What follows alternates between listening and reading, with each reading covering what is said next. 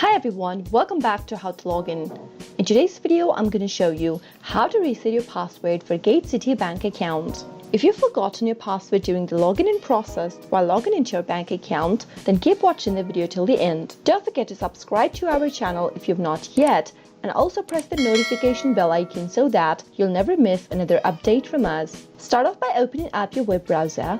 Now go to the URL box at the top and type in www.GateCity.Bank and press enter. You'll end up in the main homepage of GateCity.Bank, which looks like this. At the upper right hand, you'll be able to see a login area. Go ahead and type in your user ID into the first text box. Make sure to type in your user ID correct. In case you don't remember your user ID, you can click on Forgot User ID link and follow the instructions to look for your user ID. In case you don't remember your password, you can click on Forgot Password link. Now on the next page, soon after you do that, you'll need to type in your user ID, your first name and then your last name.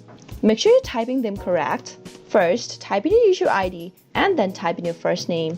Type in your last name on the next field and finally click on Submit. Soon after you do that, your account will be verified and you'll be instructed on how you'll be able to change your password.